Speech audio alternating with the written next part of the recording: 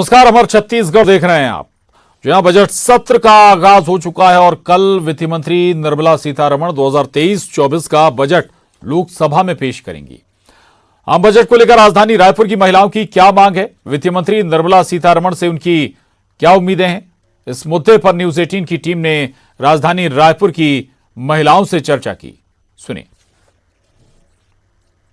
आने वाले 1 फरवरी को केंद्रीय वित्त मंत्री निर्मला सीतारमण जो हैं बजट पेश करने वाली है। बजट 2023 को लेकर महिलाएं क्या सोचती हैं, उनकी क्या उम्मीदें हैं और किन मुद्दों को लेकर महिलाएं सरकार से उम्मीद लगाकर बैठती हैं, तो आइए सीधे महिलाओं से बात करते हैं कि आगामी बजट को लेकर उनकी क्या राय है।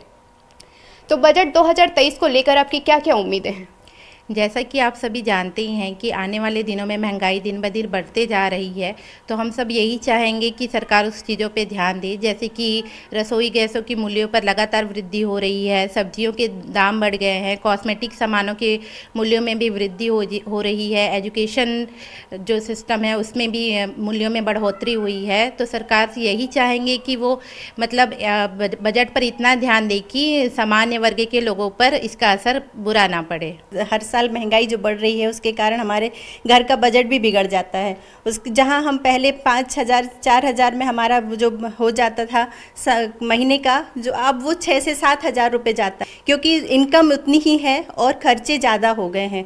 तो हमारा बजट बिगड़ा हुआ है पूरी तरह से। हम चाहते हैं कि इन सब चीज़ों के दाम, घरेलू सामानों के दाम वो कम करें, अनाज के दाम कम करें, इसके कारण हमारा बजट थोड़ा लिमिट में हो और हम मैनेज कर सकें। हाँ, मैं चाहती हूँ कि जो टैक्स लग रहा है, जो जीएसटी है, तो जीएसटी 5%, 10%, 12%, 18% जो जीएसटी आ रहा है उसका स्लैब 1 कर देना चाहिए। एक्चुअली ये बेसिक नीड्स के अलावा मुझे लगता है, मेरे पर्सनली मैं सोचती हूँ कि सबसे ज़्यादा कंसंट्रेट बजट पर करना चाहिए मेडिकल फैसिलिटी पर, क्योंकि नॉर्मली आज का मेडिकल फैसिलिटी इतना हाई हो चुका है कि जो नॉर्मल वर्ग के लोग होते हैं उनको एफर्ड नहीं कर पाते हो। राशन, घरेलू सामान, एजुकेशन, हेल्थ की भी अगर हम बात करते हैं तो इसके अलावा भी और भी तमाम चीज़ें हैं जिन पर महिलाएं चाहती है कि इस बजट पर सरकार को विशेष ध्यान देना चाहिए। चुनावी साल होने के कारण ऐसा भी माना जा रहा है कि यह बजट जो है कई मायनों से लोक लुभावन और राहत भरा हो सकता है। कैमरामैन रोहित के साथ तनु वर्मा, न्यूज 18 छत्तीसगढ़, रायपुर। और कल पेश होने वाले आम बजट को लेकर प्रदेश के आम लोगों की क्या उम्मीदें हैं, ये भी सुनाते हैं आपको। देखिए, मैं समझता हूँ केंद्र सरकार का जो बजट है उससे सिर्फ कारोबारी को नहीं, आम जनता को उम्मीद रहती है। हम लोग समझते हैं कि इस बार इनकम टैक्स का जो स्लैब है वो बढ़ेगा, और मैं देखता हूँ जब भी स्लैब बढ़ता है तो लोग ईमानदारी से टैक्स का भुगतान करते हैं। जी सर, हम लोग एक गृहिणी होने के नाते, और अभी केंद्र का भी बजट आने वाला है, इसके बाद हमारे स्टेट गवर्नमेंट का भी बजट आएगा उसके अनुरूप ही, तो हम अपनी सरकार से बस यही चाहते हैं कि जिस तरीके से अभी मार्केट वैल्यू बढ़ रहा है, हमारा रोजमर्रा की जो सामग्री है वो तक हमको कम बजट में उपलब्ध नहीं हो पाती हैं, तो हम अपने चाहते हैं कि जैसा सबका वेतन बढ़ रहा है, डीए बढ़ रहा है महंगाई के अनुसार, वैसा ही हमारा भी इधर परसेंटेज बढ़े, ताकि हम भी अपने डेली रूटीन तो सही से चला सके, ऐसा हम भी उम्मीद करते हैं। तो आपको बता दें कि कल आम बजट पेश होने वाला, देश का आम बजट, और देश भर के लोगों की, आम जनता की निगाहें इस आम बजट पर लगी हुई हैं। और इस लिहाज से भी ये बजट इसलिए भी महत्वपूर्ण हो जाता है क्योंकि अब अगले साल चुनाव होने वाले हैं, लोकसभा के चुनाव भी हैं। उस लिहाज से भी माना जा रहा है कि हो सकता है कि जनता को खुश करने वाली कई योजनाएं इस आम बजट में, देश के आम बजट में हों। न्यूज 18 संवाददाता रायपुर से देवव्रत भगत हमारे साथ जुड़े हैं। देवव्रत, एक्सपेक्टेशन तो होंगी ही अब अगले साल, चूंकि लोकसभा का चुनाव भी है और आम जनता महंगाई को लेकर भी त्रस्त है, तो आशा की जानी चाहिए कुछ राहत जरूर मिलेगी इसमें। जी, क्योंकि अगला साल लोकसभा चुनाव है और इसके अलावा 2023 में इसी साल 5 राज्यों में चुनाव भी होने वाले हैं, लिहाजा ये बजट बहुत महत्वपूर्ण है केंद्र सरकार के लिए भी कि कौन कौन सी जो योजनाएं हैं वो इस बजट में शामिल होती हैं, क्योंकि आम जनता जो है वो बहुत सारी उम्मीदें इस बजट से कर रही है और आम जनता ये चाहती भी है कि बजट में जो है उनको राहत मिले। कुछ लोगों से यहाँ पर हम भी बात करने की कोशिश करते हैं जो कि ये बताएंगे। अच्छा, बजट आ रहा है, कल वित्त मंत्री से क्या कुछ उम्मीदें आपको? हर स्टूडेंट को एक ही उम्मीद रहता है कि हर बस चार्जेस हो, ऐसे ट्रेवल चार्जेस हो, वो सबसे सस्ती होनी चाहिए। आज की डेट में ऐसे है कि आदमी इनकम कम हो रही है और खर्चे ज्यादा हो रहे हैं। इस सब को देखते हुए बीजेपी मतलब सरकार को देखना चाहिए कि कुछ सुविधा बढ़ानी चाहिए जनता के लिए। तो जनता का जो खर्च है वो लगातार बढ़ रहा है, आमदनी अठन्नी खर्चा रुपया जैसे हालात हैं। यहाँ पे कुछ यूथ भी मुझे दिखाई दे रहे हैं, इनसे भी बात करने की मैं कोशिश करता हूँ। अच्छा, कल देश का बजट आ रहा है, क्या उम्मीद रखते हैं बजट? सर, हम ये उम्मीद रखते हैं कि पेट्रोल जैसे देखा जाता है कि बहुत उसकी रेटें बढ़ गई है, 110 रुपए लीटर, जो कि बहुत होता है कि काम आदमी के लिए। अच्छा, अभी रोजाना कितना पेट्रोल कंज्यूम हो जाता है? मतलब हर दिन पेट्रोल कितने का डलाते हो? सर, मैं हर दिन तो नहीं, लेकिन हफ्ते में 300-400 रुपए पेट्रोल में ही चले जाता है। अच्छा। जो कि कई पॉकेट मनी जो मिलता है उसमें नहीं होता? पेट्रोल, हाँ, जो पॉकेट मनी मिलता है वो पेट्रोल में ही चले जाता है। तो ये यूथ के पास सबसे बड़ी समस्या है कि जो पॉकेट मनी मिलता है उनका, उसका ज्यादा जो हिस्सा है वो पेट्रोल में चला जाता है। अब क्या करे? अब उम्मीद जो है वो वित्त मंत्री से है कि बजट आ रहा है और बजट में कुछ राहत दे पाएंगे। एक सैलरी स्लैब में जो इनकम टैक्स है उसमें किस तरह के बदलाव की उम्मीद? मैम ने तो कुछ उसमें बदलाव किए हैं। जो था पहले 5 लाख में इनकम टैक्स लगते थे, अब की जो 5 लाख में अभी नहीं लग रहे हैं। ऐसे कुछ पॉलिसी निकाली है मैम ने। अच्छा, तो आपको लग रहा है कि इस बार का भी बजट अच्छा होगा? इस बार का बजट तो शो होने के बाद ही पता चलेगा कि क्या आता है क्या नहीं आता है। लेकिन पहले से हम तो उम्मीद तो नहीं कर सकते कि ज्यादा ही अच्छा आएगा कि ज्यादा ही खराब आएगा। पहले से हम लोग नोटिस नहीं कर सकते ना। तो देखिए, उम्मीदें बहुत सारी हैं और ये है कि उम्मीदों की फहरिस्त है, क्योंकि बहुत सारी चीजें जो होती है, खाने पीने की, कपड़ों की, ज्वेलरीज की, रेल यात्रा की, तो कई तमाम तरह की चीजें हैं जिसको लेकर के जनता उम्मीद जरूर लगाती है। लेकिन इन उम्मीदों पर बजट कितना खरा उतरता, बहुत सारी उम्मीदें हैं देवव्रत, और उम्मीदें कितनी खरी उतरती हैं, कितनी पूरी होती हैं, ये वाकई में देखने वाला होगा कल जब वित्त मंत्री बजट पेश करेंगी। आम बजट देश का रहेगा। देवव्रत, आगे आपसे बात करेंगे। आगे बढ़ते हैं। प्रदेश के बजट को लेकर मुख्यमंत्री भूपेश बघेल आज भी मंत्रियों के साथ चर्चा करेंगे। जम्मू कश्मीर से लौटने के बाद मुख्यमंत्री बजट को लेकर अपने मंत्रियों के साथ बजट पर मंथन करने वाले हैं। सीएम भूपेश बघेल आज मंत्री शिव डहरिया, प्रेमसाय सिंह टेकाम, कवासी लखमा, मोहम्मद अकबर और रविंद्र चौबे के विभाग के साथ बजट पर समीक्षा करेंगे। सीएम के साथ बैठक में विभागीय मंत्री और अधिकारी भी शामिल होंगे।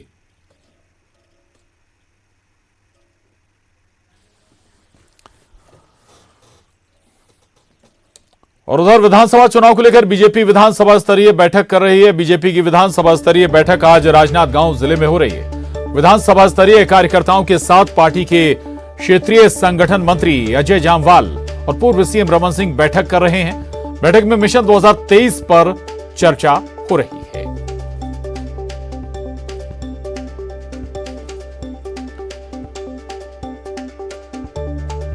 आपको एक बार फिर बता दें, विधानसभा चुनाव को लेकर बीजेपी विधानसभा स्तरीय बैठक कर रही है। बीजेपी की विधानसभा स्तरीय बैठक आज राजनांदगांव जिले में हो रही है और विधानसभा स्तरीय कार्यकर्ताओं के साथ पार्टी के क्षेत्रीय संगठन मंत्री अजय जामवाल और पूर्व सीएम रमन सिंह मौजूद हैं, बैठक कर रहे हैं। बैठक में मिशन 2023 पर चर्चा जारी है।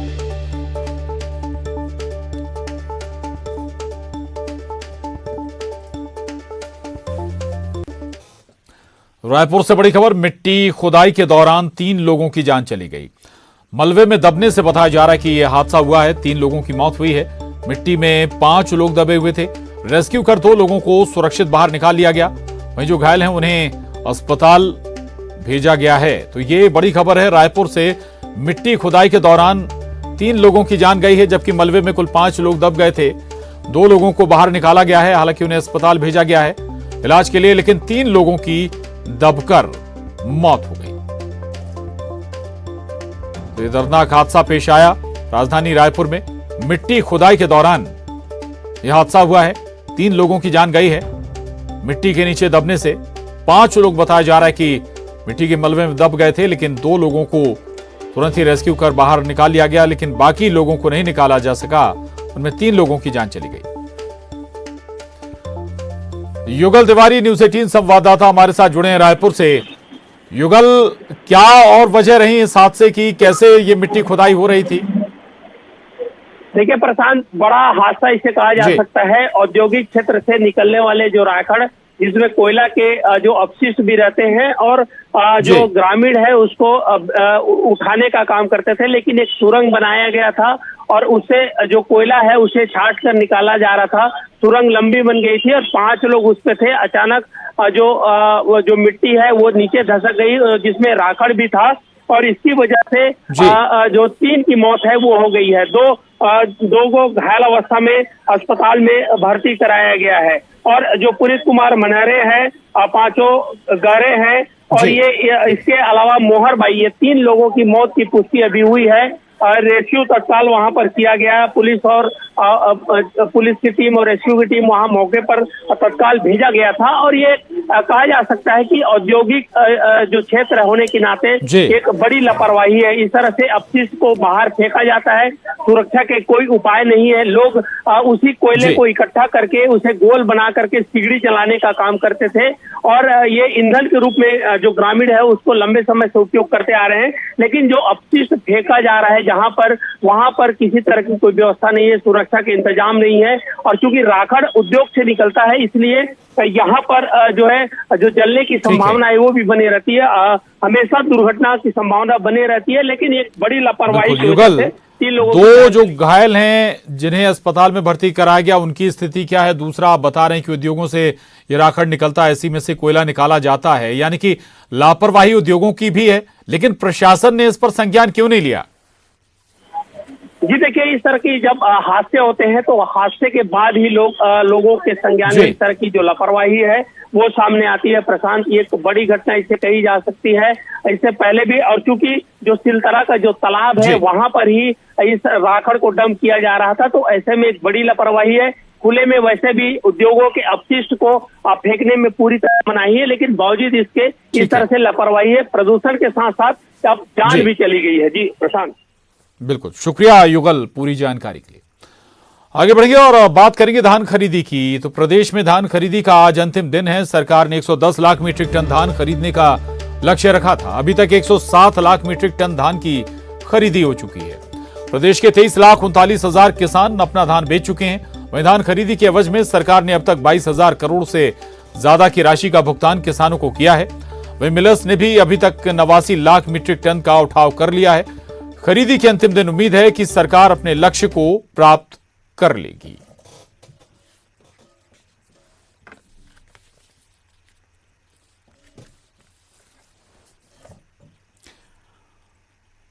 तो एक बार फिर आपको बता दें, दरअसल 110 लाख मीट्रिक टन धान खरीदी का सरकार ने लक्ष्य रखा था और प्रदेश में धान खरीदी का आज अंतिम दिन है।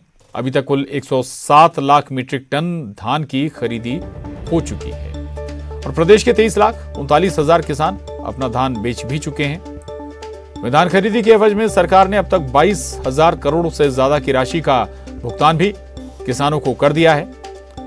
वहीं मिलर्स ने अभी तक 89 लाख मीट्रिक टन का उठाव कर लिया है।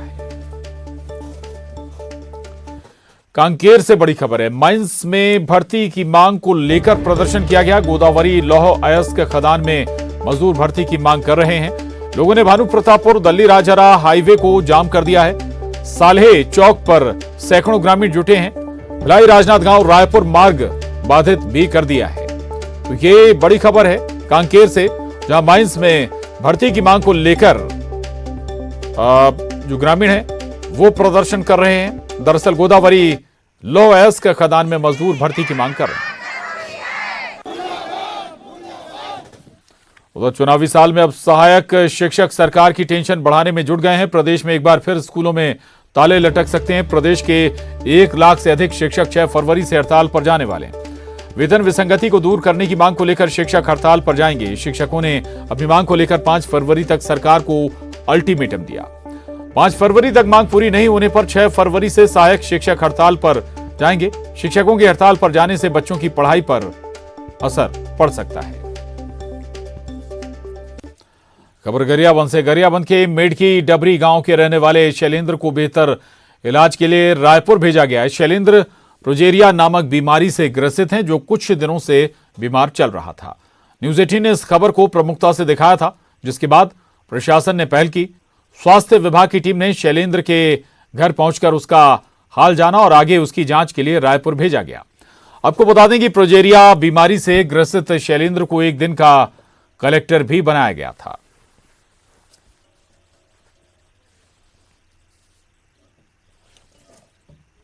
और अब देखिए 25 सेकंड 25 खबर। रायपुर जिले के सिविल लाइन थाना इलाके